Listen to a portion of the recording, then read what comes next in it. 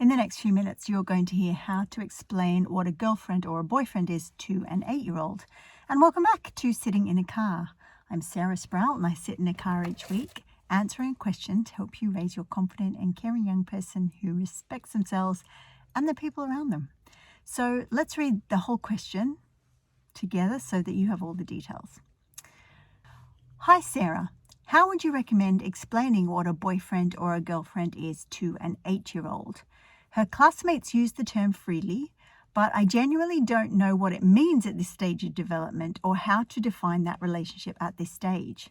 Thanks so much for your time and for the opportunity to ask this question. So the answer to this question comes from the growth pillar of the Evolved Family Method. Now, the growth pillar shows you how to talk about every sensitive topic under the sun to kids of any age in a way that supports having open conversations that nurture connection. Now, I teach a strategy called layering when I go into detail of all this around the Evolve School. And that technique shows you how to lay foundations for all the topics from a really young age. So our kids don't have to learn information, 5 layers deep of information when they come to us with a question like this. Now, we don't have time to go into the whole layering strategy here, but I'll give you my favorite parts of it to help you get started. So the first thing you might do if you have this question is wonder where to start. You might notice that you have some confusion in yourself as you think through what are the adult parts of the meanings of these words and what are reasonable for a kid to know. You also might be Googling what a girlfriend is or a boyfriend is, and you might notice that the children around your kid might be talking about words and details that your kid isn't familiar with yet. And doing all that makes perfect sense because this is a sign that your kid is maybe not up to date with all the appropriate age-related topics that they could understand at this stage. And the kids around them have bypassed them. So naturally they have questions. It makes sense that your kids might be at this stage and other kids are at other stages purely because we all as parents do the conversations that we feel comfortable with. And most of the time, you and I won't have had a strong role model of what ongoing conversations about sensitive things looks like with growing young kids. And so it makes sense that there will be families in your school community that are a bit ahead of the ball, or even if they're not ahead of the ball, they might have kids that have familiarity with words that your kids don't know, purely because they watch different TV than your kids watch, or they have access to different books to what your kids have access to, or they have an older sibling.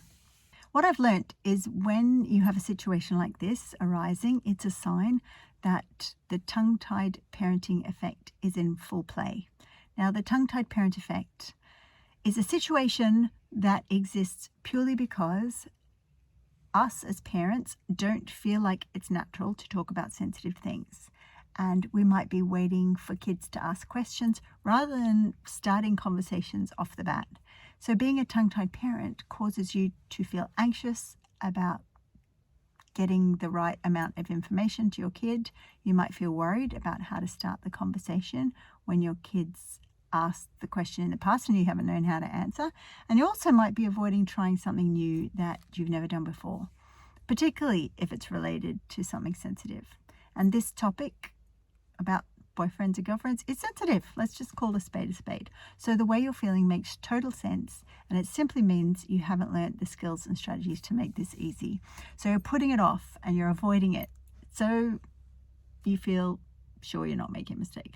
So in this episode of Sitting in a Car, I'm going to show you how to explain what a girlfriend or a boyfriend is to an 8-year-old so that you can move from feeling like a tongue-tied parent over to actively building your evolved communicating family, one open and connected conversation at a time. Step 1. It's not just boyfriends and girlfriends in this conversation. Your child might hear that in the schoolyard, but you can describe this in a much more inclusive and less gendered way. Oftentimes when I'm talking about this subject in the classroom, if we're doing relationship and sexuality education, I'll say something like girlfriend, boyfriend, non-binary, or other special friend. And it's important to leave the gender open when you're talking about this with your kid, because you don't know what sort of a person you are raising. You don't know what their orientation will be. You don't know what sort of relationships, if any, they will want in the future. And by keeping the gender component open, that is creating a level of connection, because your child does not have to come to you one day and say, Mum, Dad, Granny, Aunt, your perceptions about me are wrong. Step number 2, we can be talking about all different sorts of relationships from when our kids are really small. Like inside the Evolve School, we teach how to do that when kids are 4 and under. So the Being Together pyramid, which is one of 9 pyramids of progress that are included inside the Evolve School, outline all the age-appropriate conversations we can have with kids of different ages related to relationships.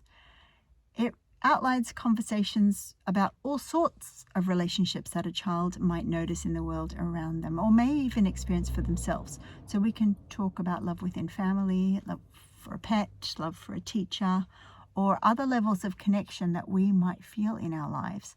So when we're doing this, we're making sure that we present that there are lots of different sorts of connection we can feel with people in our lives, not simply the romantic relationships that most movies, songs, and people on social media might talk about. Now, this is really important because not all of us and not all of our kids will have an intimate or romantic relationship with another person. And there's all sorts of models of relationships. And one that just comes to mind is being part of a multi-person relationship, for example, or a community rather than a couple. It has huge value to be inclusive and more broad when we're talking about relationships and helping our child to understand that we can feel cared for and loved by all sorts of different people and communities.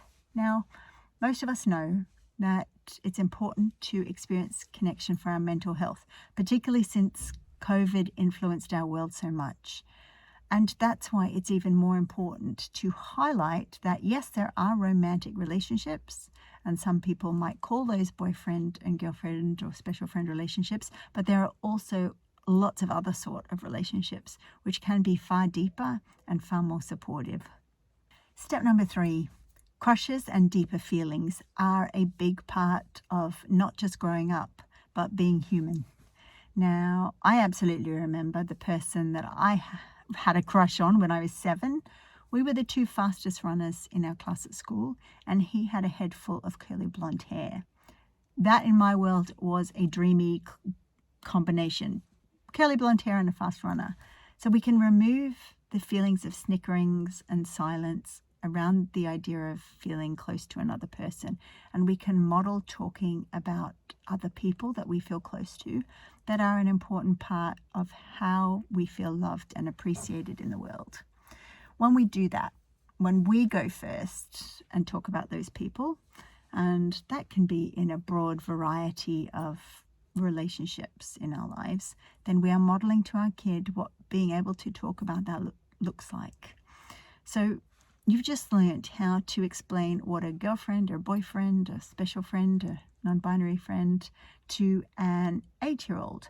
But this information doesn't do you any good if you don't have the skills to start conversations out of the blue when your kid hasn't asked a question, or they've asked a question and you didn't know the answer way back when they asked. Starting a conversation from scratch comes from the courage pillar inside the Evolve Family Method.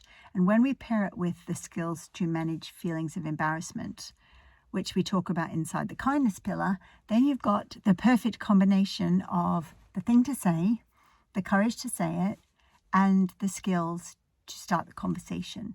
So if you'd like to learn the complete Evolved Family Method that helps parents and other caring adults nurture the connection their kids feel with them, click the link somewhere around this episode and you'll be amongst the first to know when the Evolve School opens next. Bye for now. Whoops.